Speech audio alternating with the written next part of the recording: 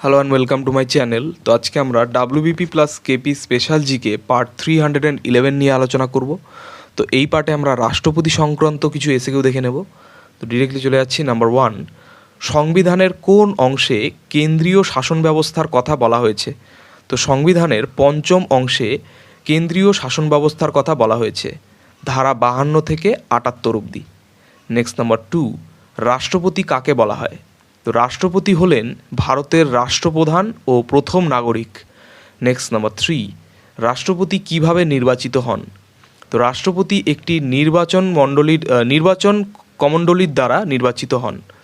Next number 4, রাষ্ট্রপতি নির্বাচন মণ্ডলীতে কারা থাকেন? তো রাষ্ট্রপতি নির্বাচন মণ্ডলীতে থাকেন সংসদের উভয় কক্ষের নির্বাচিত সদস্যরা, তারপর সব রাজ্যের বিধানসভার নির্বাচিত সদস্যরা এবং দিল্লি ও পুদুচেরির নির্বাচিত বিধানসভা সদস্যরা। নেক্সট নাম্বার 5, রাষ্ট্রপতি নির্বাচনের পদ্ধতি কী? তো রাষ্ট্রপতি নির্বাচনের পদ্ধতি হলো একক হস্তান্তরযোগ্য সমানুপাতিক প্রতিনিধিত্বের ভিত্তিতে। নেক্সট নাম্বার 6, রাষ্ট্রপতি পদ প্রার্থীর যোগ্যতা কী? তো রাষ্ট্রপতির পদ প্রার্থীর যোগ্যতা হচ্ছে ভারতের নাগরিক হতে হবে, বয়স 35 বা তার বেশি হতে হবে, লাভজনক পদে আসীন থাকা যাবে না এবং প্রার্থীর মনোনয়নে 50 জন সমর্থক ও 50 জন মনোনীতকারী থাকতে হবে। নেক্সট নাম্বার 7, রাষ্ট্রপতিকে কে শপথবাক্য পাঠ করান? তো রাষ্ট্রপতিকে শপথবাক্য পাঠ করান সুপ্রিম কোর্টের প্রধান বিচারপতি, অনুপস্থিতিতে সবচেয়ে বয়স্ক বিচারপতি। নেক্সট নাম্বার 8, রাষ্ট্রপতির অভিশংসন কোন ধারায় বলা হয়েছে? তো রাষ্ট্রপতির অভিশংসন বলা হয়েছে সংবিধানের 61 নম্বর ধারায়। নেক্সট নাম্বার 9, রাষ্ট্রপতির অভিশংসন কিভাবে হয়? তো রাষ্ট্রপতির অভিশংসন হয় যে উপায়ে, তো লোকসভার যে কোনো কক্ষে সংবিধান ভঙ্গের অভিযোগ পেশ, তারপর 1/4 সদস্যের সমর্থন সহ 14 দিন আগে নোটিশ এবং উভয় কক্ষে 2/3 সদস্যের সমর্থন পাশ হলে অভিশংসন হয়। নেক্সট নাম্বার 10, রাষ্ট্রপতি পদত্যাগ করলে কাকে পদত্যাগপত্র দেন? তো রাষ্ট্রপতি পদত্যাগ করলে উপরাষ্ট্রপতির কাছে পদত্যাগপত্র দিয়ে থাকেন, উপরাষ্ট্রপতি অনুপস্থিত থাকলে স্পিকারের কাছে দিতে পারেন। এবারে আমরা রাষ্ট্রপতির ক্ষমতা ও কার্যাবলী সম্পর্কে কিছু দেখে নিচ্ছি।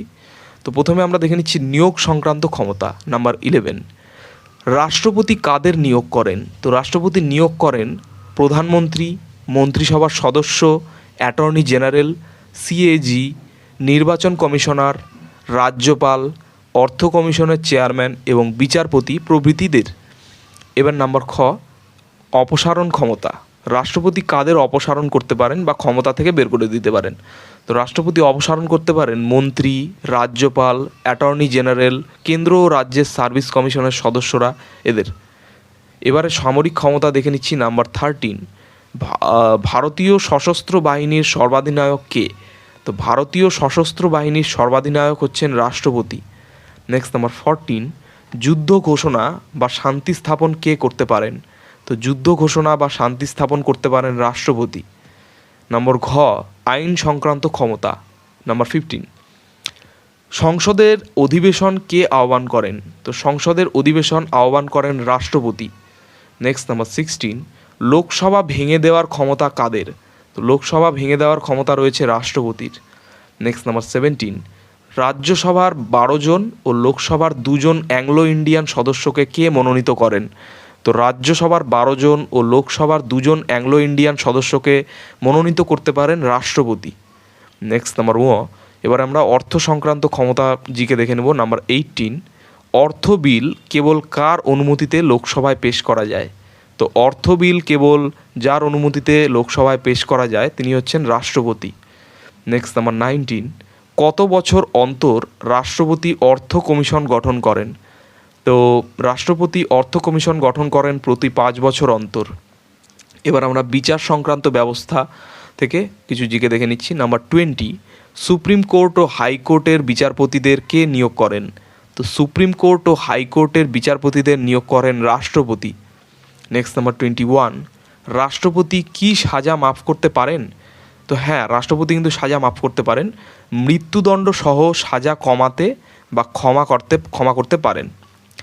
এবার আমরা জরুরি অবস্থা সংক্রান্ত কিছু জিকে দেখব। নাম্বার 22, রাষ্ট্রপতি কত প্রকার জরুরি অবস্থা ঘোষণা করতে পারেন? তো রাষ্ট্রপতি 3 প্রকার জরুরি অবস্থা ঘোষণা করতে পারেন, জাতীয়, রাজ্য ও আর্থিক। নেক্সট নাম্বার 23, কোন ধারা অনুযায়ী জাতীয় জরুরি অবস্থা ঘোষণা করা হয়? তো জাতীয় জরুরি অবস্থা ঘোষণা করা হয় 352 নম্বর ধারা অনুযায়ী।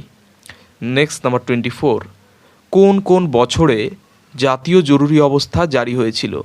তো জাতীয় জরুরি অবস্থা জারি হয়েছিল 1962 চীন যুদ্ধের সময়, 1971 পাক যুদ্ধের সময় এবং 1975 অভ্যন্তরীণ সমস্যার সময়। নেক্সট নাম্বার 25, রাজ্য জরুরি অবস্থা বা রাষ্ট্রপতির শাসন কোন ধারায় বলা হয়েছে? তো রাজ্য জরুরি অবস্থা বা রাষ্ট্রপতির শাসন বলা হয়েছে 356 নম্বর ধারায়। নেক্সট নাম্বার 26, আর্থিক জরুরি অবস্থা কোন ধারায় বলা হয়েছে? তো আর্থিক জরুরি অবস্থার কথা বলা হয়েছে 360 নম্বর ধারায়। নেক্সট নাম্বার 27, ভারতে এখন পর্যন্ত আর্থিক জরুরি অবস্থা জারি হয়েছে কি? তো না, ভারতে কিন্তু এখনও পর্যন্ত আর্থিক জরুরি অবস্থা জারি হয়নি। এবারে আমরা ভিটো ক্ষমতা সংক্রান্ত কিছু জিকে দেখে নিচ্ছি। নাম্বার 28, রাষ্ট্রপতির ভিটো ক্ষমতা বলতে কি বোঝায়? তো রাষ্ট্রপতির বিল বাতিল করার ক্ষমতাকে ভিটো ক্ষমতা বলা হয়। নেক্সট নাম্বার 29, রাষ্ট্রপতির কত প্রকার ভিটো আছে? তো রাষ্ট্রপতির 3 প্রকার ভিটো রয়েছে, অ্যাবসলিউট ভিটো, সাসপেন্সিভ ভিটো সাসপেন্সিভ ভিটো এবং পকেট ভিটো। তো এই 3 ধরনের ভিটো রয়েছে। তো এই ছিল 29টি খুব গুরুত্বপূর্ণ প্রশ্নোত্তর নিয়ে আলোচনা WBP plus KP special GK part 311 নিয়ে। তো চ্যানেলটি ভালো লাগলে অবশ্যই সাবস্ক্রাইব করো এবং পরবর্তী আপডেটগুলি পাওয়ার জন্য অবশ্যই নোটিফিকেশন বেলটি অন করে দিও। ধন্যবাদ।